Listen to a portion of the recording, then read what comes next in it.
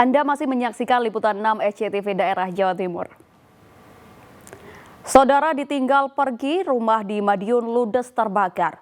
Mengetahui rumahnya terbakar, pemilik rumah syok. Rumah pasangan suami istri Muhammad Tohar dan Titi Rohayati di Desa Kincang Wetan, Kecamatan Jiwan, Kabupaten Madiun, Minggu siang terbakar. Hanya dalam hitungan menit, api menghanguskan bangunan rumah yang sebagian besar terbuat dari kayu. 4 unit mobil pemadam kebakaran datang memadamkan api. Menurut warga, api pertama kali diketahui dari ruang dapur. Saat kejadian, rumah dalam kondisi kosong karena ditinggal pergi pemiliknya. Mengetahui rumahnya dilalap api, Titi Rohayati shock. Krono belum dijelaskan, cuman dari awal itu kan rumah tertutup semua, tidak ada orangnya. Terus dia itu tahu-tahu itu api dari dapur itu langsung gede gitu loh, langsung naik ke atas. Tahu-taunya nggak tahu mbak ya, tahu-taunya di sini tuh langsung titik apinya di sini, lalu kan langsung membesar. Nanti ada ya gotong royong orang 4 tadi dikasih air, di sini sudah padam, tahu yang di dalam langsung besar. Belum diketahui besar kerugian material akibat musibah kebakaran ini. Dirgo Suyono melaporkan dari Madiun. Saudara, jelang keberangkatan ke Tanah Suci tanggal 24 Mei, ternyata masih ada sekitar 2.500 calon haji yang belum melunasi ongkosnya. Diharapkan pada Jumat pekan ini semua calon haji sudah melunasinya. Banyaknya calon haji yang belum melunasi ongkos haji membuat Kementerian Agama kembali memperpanjang masa pelunasan hingga tanggal 19 Mei mendatang.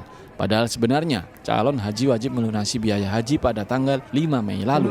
Di Jawa Timur, dari calon haji sebanyak 36.927 orang, masih ada sekitar 2.500 orang yang belum melunasinya. Calon haji asal Jawa Timur akan berangkat ke Tanah Suci pada tanggal 24 Mei mendatang. Sehari sebelumnya, mereka harus sudah masuk ke asrama Haji Sukolilo, Surabaya. Sampaiannya kalau kemarin 92 ya, 92,5%. 92,5%. Dan itu kemarin karena trouble-nya bisa selesai ya, hampir penutupan, baru sembuh yang trouble itu langsung itu lebih dari 500 orang. Sementara itu, sebelumnya 6.000 jamaah calon haji embarkasi Surabaya sempat mengalami kendala pelunasan karena sistem Bank Syariah Indonesia (BSI) mengalami error. Namun setelah sistem kembali normal, pelunasan ongkos haji sudah beres. Dari Surabaya, Arif Purwanto melaporkan. Saudara, harga telur di pasar tradisional Mojokerto, Jawa Timur terus mengalami kenaikan hingga tembus Rp31.000 per kilonya. Selain telur, harga daging ayam kini pun ikut melonjak. Di Pasar Tanjung Anyar, Kota Mojokerto, harga telur di tingkat agen dan pengecer terus mengalami kenaikan. Dari kisaran Rp25.000 per kilogram, kini jadi Rp31.000 per kilogram. Menurut pedagang, naiknya harga ini diduga dipicu tingginya permintaan dari konsumen, terlebih saat ini memasuki musim hajatan. Sementara stok telur di pasaran menipis karena pasokan dari peternak yang terus berkurang. Justru pada waktu harga meningkat tinggi gini, permintaan malah banyak, Mas.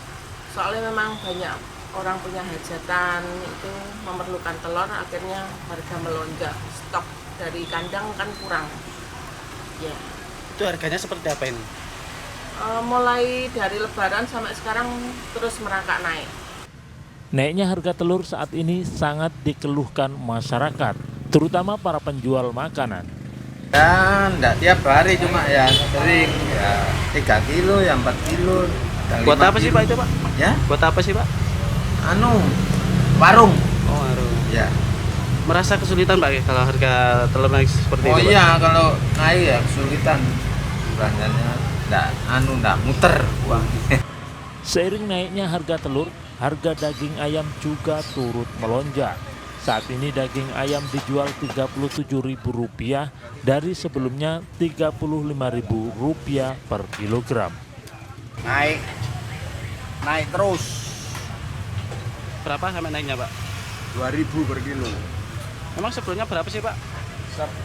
Setelah lebaran kemarin antara 35. Diperkirakan harga telur dan daging ayam ini akan terus mengalami kenaikan. Selain permintaan konsumen yang tinggi, naiknya harga telur dan daging ayam ini juga disebabkan mahalnya harga pakan. Dia Eko Purwoto melaporkan dari Mojokerto.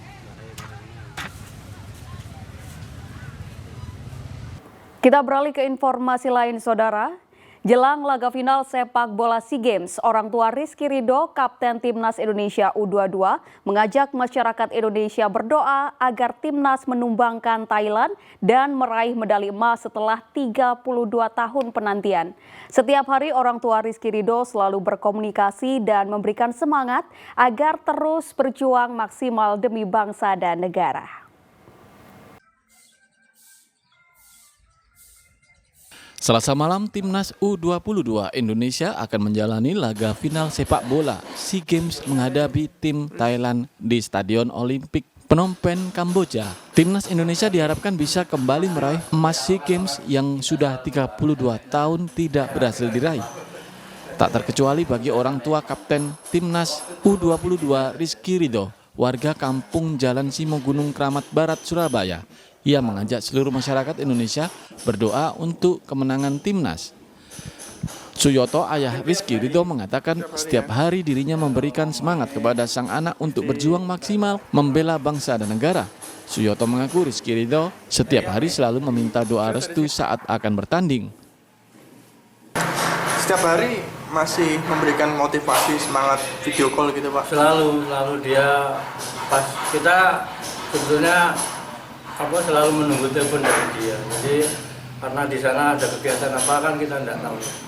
Jadi menunggu dia telepon baru kita bisa komunikasi ya, Pak ya. Bagi keluarga di sini orang tua tidak ingin juga mengganggu kegiatan di sana. Dia senggang masih telepon. Bismillah, mungkin harapan seluruh masyarakat Indonesia ya. Salah satunya orang tuanya Rizky itu.